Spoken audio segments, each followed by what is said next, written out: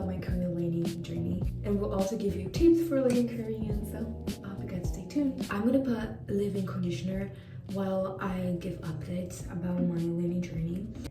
I'm focused in getting TOPIK level 5 in July, so my focus is not quite being fluent in Korean, but getting a high level at TOPIK exam. So my study plan and what I've been studying is different from a person who is just aiming for fluency. With this noted, I have been focusing on getting vocab, a specific vocab for the job exam, because the exam has like a much complex vocab and it's not quite casual and not useful in the daily life, so it's harder to learn them.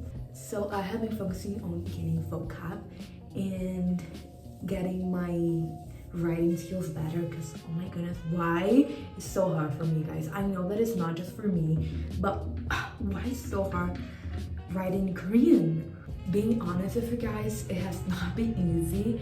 I have been sick for the past 2 weeks, which has also made a really big impact in my Korean learning. But I have already been seeing the results, so I'm happy about it. I am already enrolled in my Korean classes of the Center of Korean Education here in São Paulo, Brazil. And the classes will start on the 22nd of February. So I'm quite excited for that, and I will probably make a video of me training a self-introduction for the first class that they always ask for, a self-introduction. How have you been learning Korean? You know, you just have to prove your level of Korean in that self-introduction also, because they need to see if you really enroll in the right level for you. So I will rehearse for that. I think that's enough for the update, so now I will give you tips. My first one is about how you study and how do you practice Korean. So basically, when you're studying, you do input and output. And most of the times, most of the people don't really work on output. And output is speaking the language, writing the language, using the language. My tip is do output. Do a lot of output if you want to learn Korean faster, or any other language. You need to speak the language, write the language, but really write them as you think about them, as you want to say something and you think how to say something and you write it down. That's output. Speaking is output. And my tip to do output, mostly speaking, is talk with AI, because a lot of people don't like to talk in apps with Korean people. So my tip is use AI. I recommend this one. I have already recommended in my other video, but it's because I really recommend it. It has 10 minutes of free dialogue with AI, and you can pay to have more time. And if you want, pay, because it gives you access for all the tools. They're really great for studying also. So if you want to pay, because I think it's really useful and a good way to spend your money. If you don't want to pay, go to GPT and talk there with ChatGPT. I don't really like it because I feel like the responses are just really AI generated and you don't really have a flow, but it's also good. And I recommend you do 50-50, so 50% of input and 50% of output.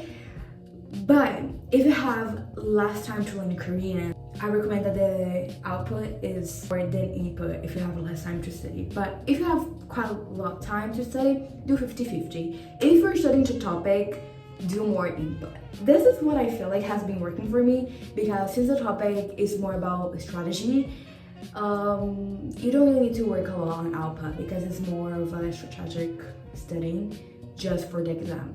But remember, you will not be fluent even if you get a level 6 of TOPIK. So after you get the high score, you go to output and do every output that you didn't do while studying for the TOPIK. My second one is my favorite, because for TOPIK you really need to learn vocab, more vocab. And my tip is do the questions of reading section of topic exam and note every vocab that you don't know. Search for the translation for the meaning of each vocab and then go to Anki and make cards with that vocab. It has been working so much for me because I do the questions of the topic exam, I write down the vocab I don't know, then I put on Canva and I do revising every single day. Sometimes I do 2, sometimes I do 2 or 1 revision every day. So 1 at the morning, 1 at night, and it has been really working for me, and my vocab has been just increasing a lot because of that. So I highly recommend. Like, don't get like just vocab out of nowhere. Do the questions, know the vocab you don't know, search for the answers, for the meaning, then go to Anki. I really hope you try it and I really hope it helps. Then we go to writing, and for me it's the hardest part, but what it has been working for me is what everyone says, but you know, it's the only thing you can do. Write a lot. Every single day you need to pass at least 30 minutes writing Korean. A lot of people recommend you to have a journal so you can like do a journaling in Korean, but I'm not really a fan of this idea because I feel like the vocab will be always the same when you're doing the journal, because it's about routine, it's about daily life. And for me, when I think about topic, about improving my vocab for topic and for academic life in Korea, that doesn't really give me more confidence in my dialogues that I need to have. So I prefer to do phrases about the topic exams questions that I have been doing, or I read this article, Memoir de Língua in English. I read this article and then I write phrases about this article in Korean. So my opinion about the article, what I found interesting in this article, and I write it down. Also with academic videos, podcasts, you write down about the video you saw, the article you read. That's what I feel like will give you a more diverse vocab. That's my tip. Read things, watch videos, and write about it. And the way I have been writing is I have 1 page with 2 parts. In the first part, I write how I think is like, and in the second part, I correct everything. So I write really pretty with a really pretty letter. Not letter, but I write really carefully. Everything is really correct. So that has been the way I have been improving in writing, and I hope you can also enjoy this tip. Try it, and also leave in the comments your recommendation to get better at Sugi, because oh my goodness, for me it's the hardest part ever. We talk about speaking, getting vocab, and writing. So my last tip is about reading, because a lot of people say to you to go to Naver News and read articles, right? But that doesn't work for me, and maybe that doesn't work for you. And my tip is read webtoons. A lot of people do say that. I feel like everyone says, oh, search for every word that you don't know. But for me, from my experience, that doesn't really work out.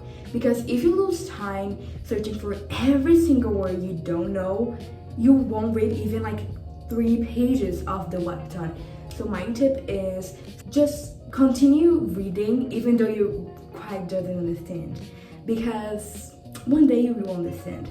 However, do research for the meaning of some words, but just keywords. And if you understand after searching these keywords, awesome. But if you still doesn't understand, please just go with the flow. You will get it one day. So don't go just searching for all of the meanings, because it's a lot. So read webtoons. That's my tip. Like, you can go to Naver Webtoon. For me, it's the best site ever, and I have been reading True Beauty webtoon. It became a K-drama, and I feel like everyone knows this K-drama, so the webtoon is also really good, so I really recommend it. That's quite it. That's my tips, like 4 tips.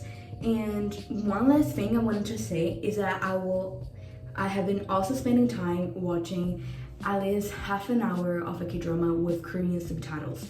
That can improve my writing, my reading, and also my speaking skills, my listening skills. it just improves all around. So I recommend you do that also. I would recommend Akidrum that is more calm. I have been using Home Cha Cha Cha for a long time. I feel like it's also fun to do it, even though you can not understand a lot, but it will make you more even motivated. I really hope you enjoyed this video and also the tips. Please like the video, comment down below your experiences in learning Korean, your tips, so we can share it and be really a community here. And also subscribe and stay tuned for my next videos. Bye!